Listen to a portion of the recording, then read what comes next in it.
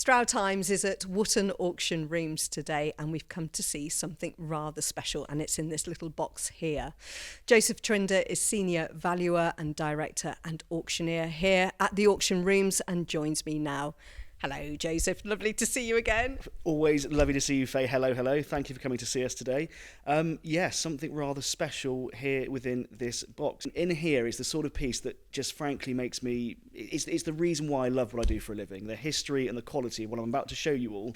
It's just wonderful. I can't wait to see what's in the box. Come on then. Anticipation. Come on. So the pine box is a complete sort of red herring, really. So we'll get this open and see what's inside. So in here we have a wonderfully sort of rare survivor. It's an incredibly early little timepiece, a watch clock, or sometimes known as a clock watch, but a watch clock, made around 1670, 1675 in London. It's absolutely beautiful. So what can you tell us about it then, Joseph? Well, first of all, I'll take it out of its, I note, original little leather case here, which in itself is amazing, isn't it? I mean, I can't find my sort of phone case from 2 years ago, and here we are with something from the 1670s with its original case. So, you know, homage to the quality of the case itself for a moment in beautiful sort of tooled leather.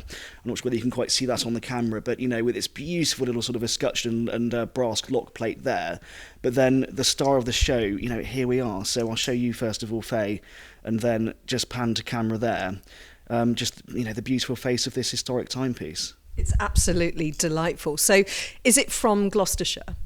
It is. So this is consigned to sale from a rather important local family, really. So the Hale family. You may remember we had in a sale here a few weeks ago a beautiful early what was known as a posy ring. So a gold ring set with turquoise, and it was owned by a famous sort of lawyer and sort of political figure of that period, a chap called Matthew Hale.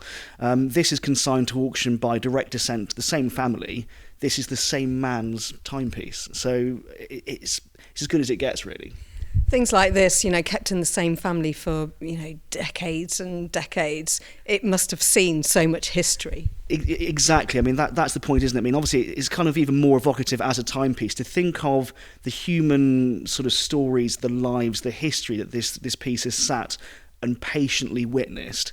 I mean, to me, as a sort of a, history enthusiast and someone that really appreciates, the earlier side of horology in particular, it just doesn't get any better. It's such an evocative, just emotive piece of history.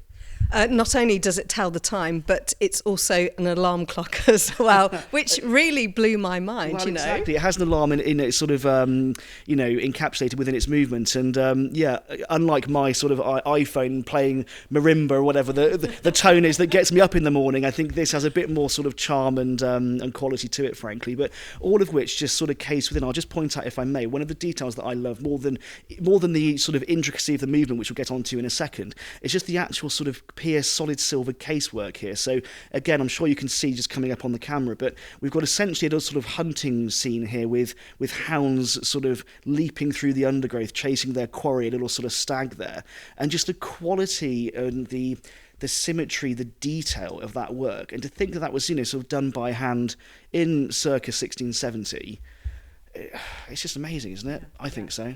So this beautiful timepiece is coming up for auction at an upcoming sale.